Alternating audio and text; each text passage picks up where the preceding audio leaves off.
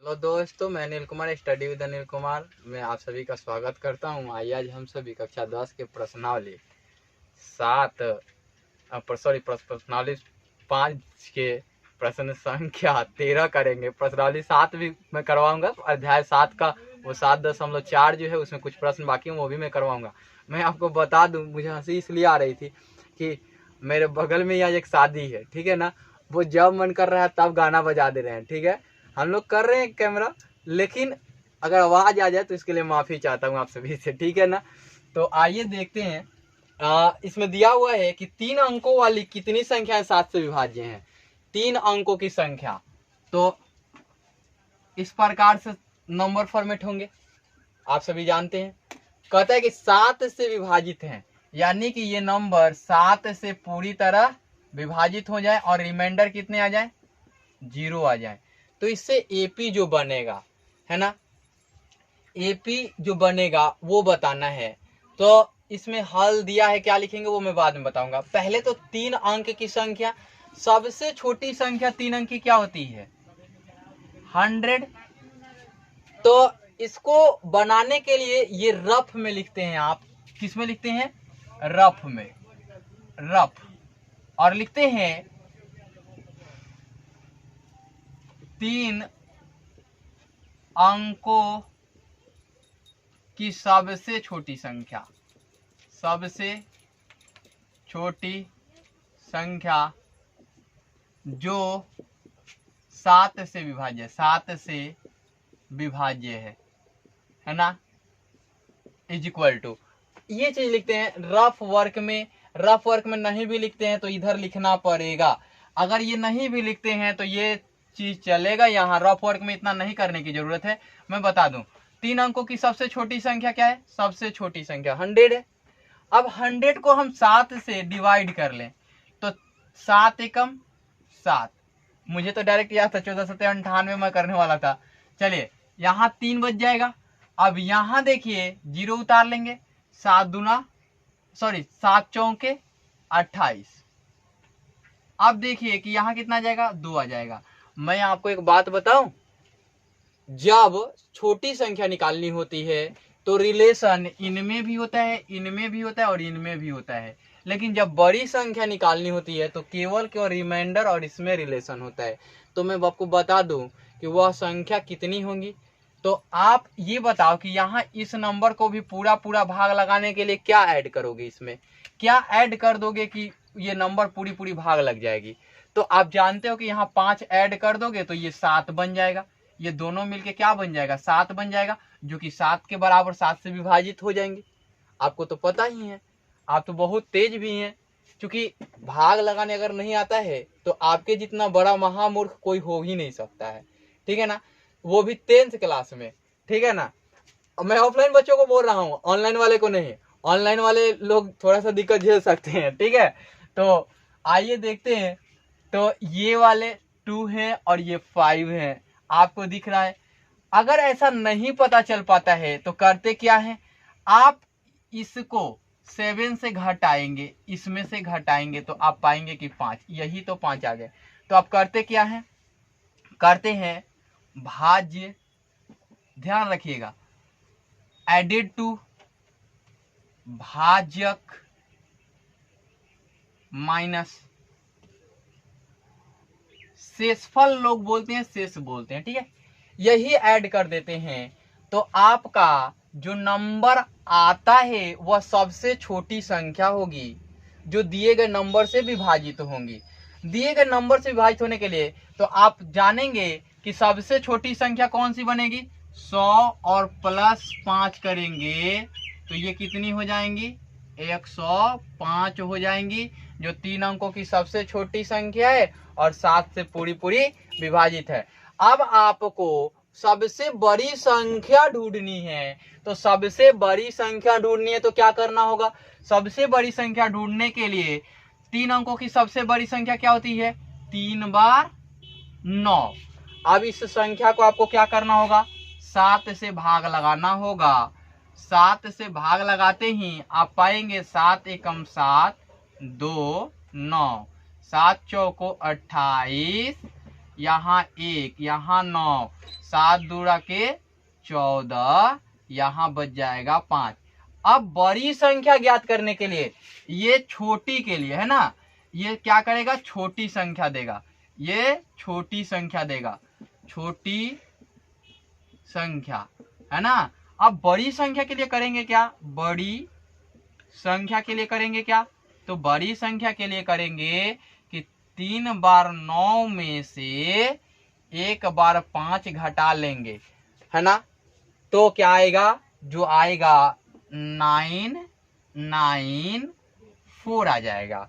आपको दिख गया कि सबसे बड़ी संख्या कौन सी होगी। अगर आपको डाउट हो कि नहीं हम इसको क्यों नहीं इसमें से घटा लेंगे, तो आइए देखते हैं। जब 100 में से 2 घटाएंगे आप तो क्या पाएंगे कि 98 हो गया। क्या ये 3 अंक का है, तो ये नहीं ले सकते। अब आपके दिमाग में है कि ये वाली बात यहाँ क्यों नहीं कर ली जाए, तो देखिए 7 में से 5 घटाएंगे तो 2 आएगा। अब अगर इसमें 2 जोड़ दें, 999 में 2 जोड़ दें तो क्या हो जाएगा, 1, 9 1 10 का 0, 9 1 10। ये 3 अंक की है क्या, ये 3 अंक की है नहीं, तो इसलिए ये वाली मेथड इसमें नहीं अप्लाई करते हैं और ये वाली मेथड इसमें अप्लाई नहीं करते हैं। आपको सीखना यही है कि कब जोड़ते हैं, कब। तो छोटी संख्या अगर पूछ दी जाए जो 3 अंक की हो या 2 अंक की हो या 4 अंक की हो, तो उसमें क्या होगा, भाजक से घटा करके शेष को भाज्य में ऐड कर देंगे, है ना।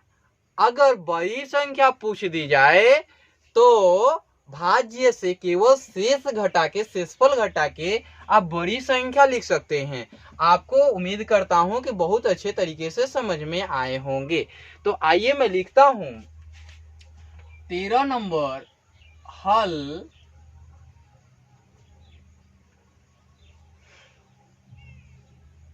दिया है। क्या दिया है भाई, तो हमें दिया है कि 3 अंकों की कितनी संख्याएं 7 से पूर्णतः विभाजित है। कितनी ऐसी संख्याएं जो 7 से पूर्णतः विभाजित है। तो अब आइए हम करते क्या हैं, अब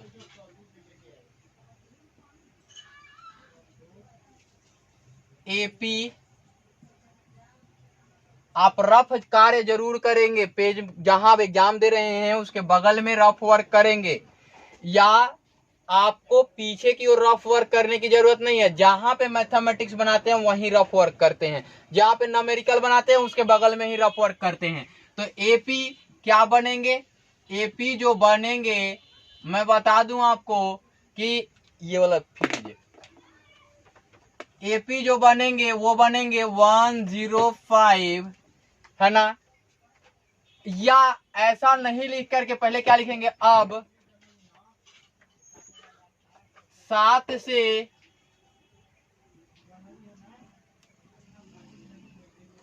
विभाज्य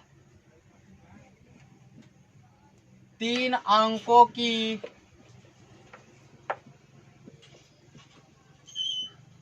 सबसे छोटी संख्या बराबर क्या होगा, 105। 7 से विभाज्य 3 अंकों की सबसे बड़ी संख्या कितना होंगे भाई, 994 हो जाएंगे, है ना। इसलिए एपी बराबर, या एपी बराबर है ना, एपी बराबर,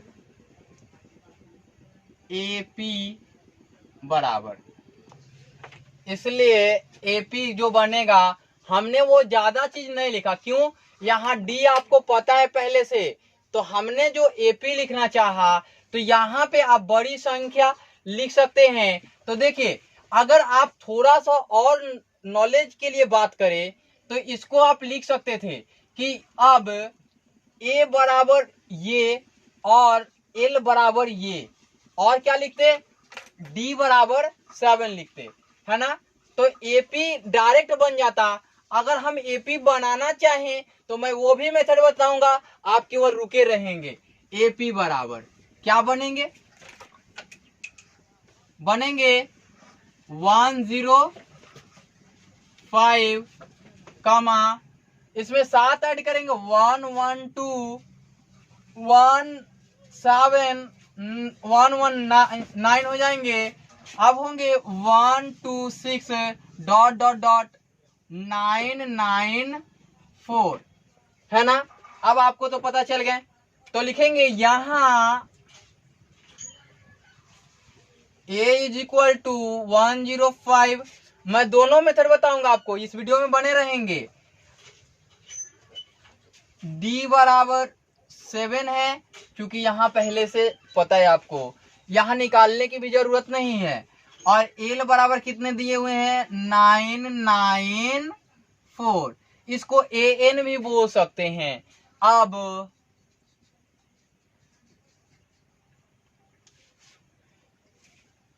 an या l बराबर a plus n minus 1 into D से, है ना। अब मैं लिखूं 994 इज इक्वल टू, यहां लिखूं a का मान 105, यहां लिखूं n माइनस 1, चूंकि मालूम ही नहीं है, d का मान 7 है। अब देखिए ये इधर आएगा तो 994 minus 105 is equal to n minus 1 into 7।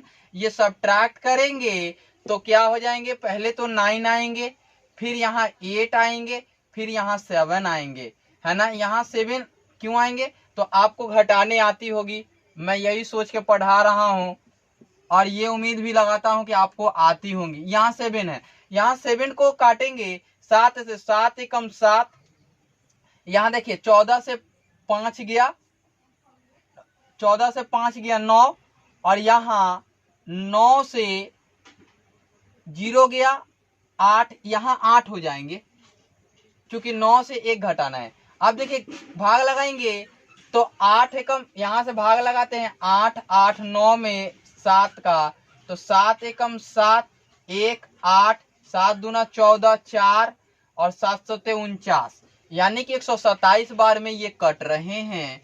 कितने बार में, 127 टाइम्स। अब मैं आपको बताऊं कि यहाँ तो विजिबल नहीं है, तो यहाँ मैं लिखूं तो लिख सकता हूं, इसलिए नहीं करके लिखें, हाँ या करके लिख लें एक बार। 127 एडेड टू, यहाँ माइनस 1 है तो यहाँ प्लस 1 हो जाएगा n, इसलिए n इज इक्वल टू 128। यही आपके आंसर्स हो गए। आपको पता भी है कि कितने आसानी से ये प्रश्न बन गए।